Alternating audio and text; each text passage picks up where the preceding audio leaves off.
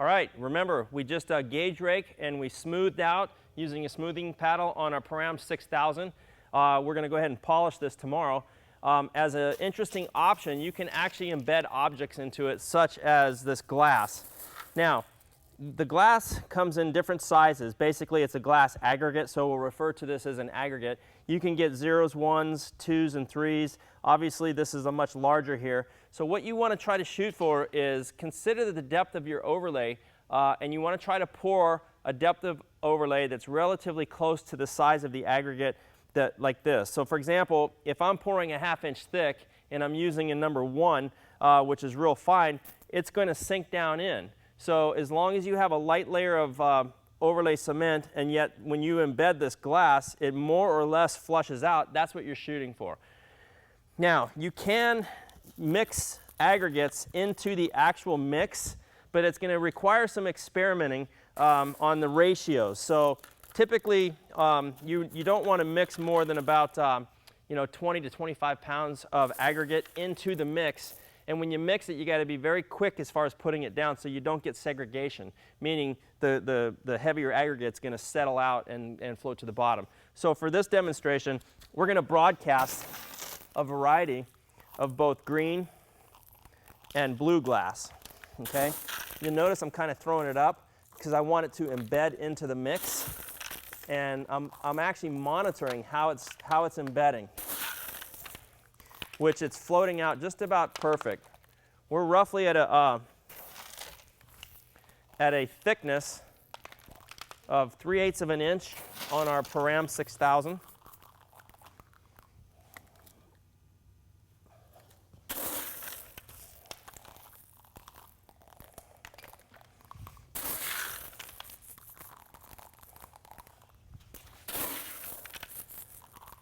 So what we'll do is when this is fully cured, typically next day, 12 to 14 hours minimum, we'll come back with a grinding and polishing machine, and we'll try to expose our aggregates that we're embedding.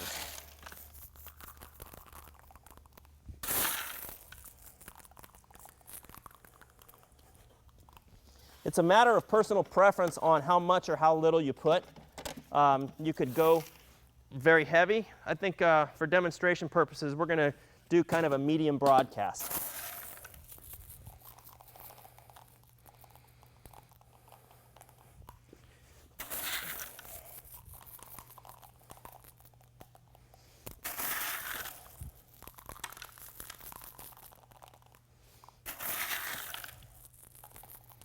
All right, we're here on our Duraamen 6000 installation. 24 hours has elapsed, and now we're going to come back and we're going to polish this. We're going to actually grind it, hone it, and then polish it.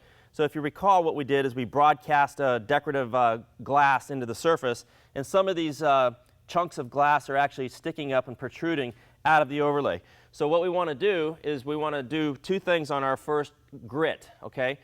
What we're using is we're using a metal bond double segment, meaning this one tool has two segments, and it's an 80 grit.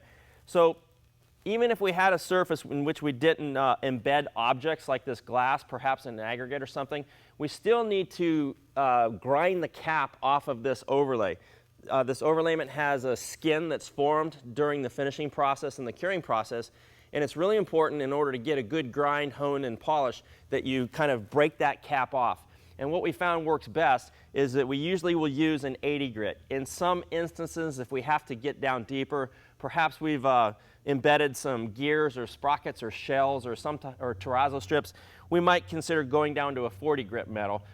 Depending on your diamond tooling manufacturer, you've got to experiment to find out which sequence works best for you. For today's demonstration, we're going to start with a 80 grit metal, and then we're going to switch over to a double segmented 150 grit metal. And the logic is this. Basically, the 80 grit is going to leave a scratch pattern in the surface, and by jumping up to the next higher grit, which is 150, the 150 is going to theoretically remove the scratches that are left behind from the 80 grit. After we've run the 150 grit, we're going to switch over to a specific diamond pad that was really designed for polishing cement-based overlays. Now, different diamond tooling manufacturers have different variations of this, so you're going to have to check with your manufacturer, whoever is supplying your diamonds. But you do want to switch over to this style pad when polishing a cement-based overlay. So to recap, we've run our 150 metals. Now we're going to drop back down a grit and run a 100 grit to remove.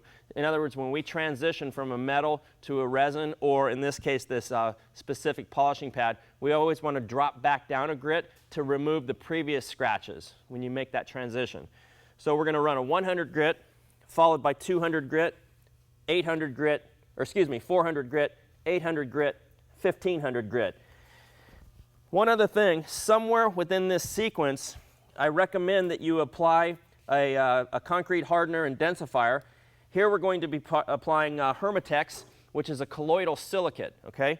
Now again, this is where you have to experiment because not all the diamond tool manufacturers are the same. Some will cut aggressive or not as aggressive.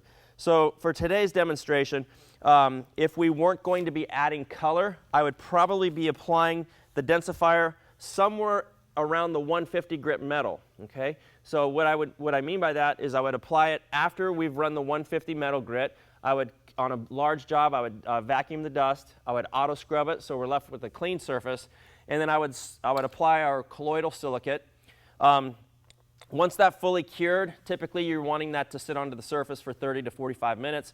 Generally on a large job, we're running an auto scrubber just to get any crystallized residue or any little bit of residue off the surface. If you over apply, it could leave a film on the surface, and if you don't clean that, it could load up on your diamonds, okay, on your pads. You don't want that, and that could actually promote scratching. So once that's been applied and cured, then we drop over to the 100 grit and go all the way up through the sequence. Now, where that logic does not apply is if you're adding color to the sequence. So again, you're going to need to experiment what works best for you with your specific diamond tooling and the type of equipment that you're using. I'm just recommending what's worked really well for us out in the real world.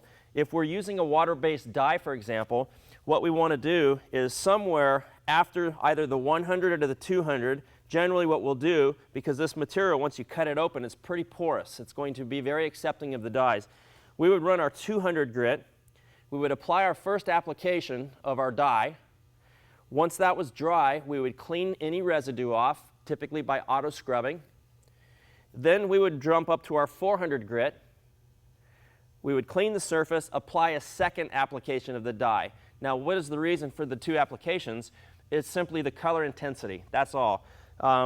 Even applying dye after the 200 grit, this is still very aggressive. And when you run your 400 grit, it's going to remove a light layer from the previous coat. So I do recommend two applications. Once you've applied your second application of dye, then we clean the surface, and then we would apply our Hermitex concrete hardener and densifier, let that set for the recommended time frame, clean the surface, and then go up from there with your 800 and your 1500, and you should be left with a nice surface that's going to give you some gloss readings and have really good clarity. When we talk about polished concrete, or in this case, polished Param 6000, those are the two key factors we're looking at. We're looking at the clarity, which when I use the term clarity, it means how clear is the floor. We want to make sure there's no haziness to it. And you should be able to see overhead lights reflecting. If you've done a good job, you should be able to see the light filaments reflecting in your floor. So we have clarity, and then we also have gloss. And we'll demonstrate what I'm talking about. We'll take some gloss readings. And on most cement-based toppings, you're going to be getting gloss readings in the mid-50s. And in some cases, you might get into the mid or high 60s with your gloss readings. So those are the two considerations. Other than that, before we get started, I do get questions on, hey, what's better, grinding wet or grinding dry? And the answer is it really depends on the surface that you're grinding and what your intentions are. In most cases, I prefer grinding dry on cement-based toppings. And really, you know, what's going to force me to consider grinding wet is if my diamonds tend to glaze over, meaning they're getting too hot and they're not productively cutting, I might consider misting some water on that in that case. Another scenario is, and this is more for traditional concrete, if I'm trying to get down quickly to expose large aggregate, or heavy salt and pepper. Basically, I'm going to grind wet because the diamonds are a lot more productive. It keeps the diamonds cool, and that little bit of water allows the diamonds to stay open and allows for more aggressive cutting.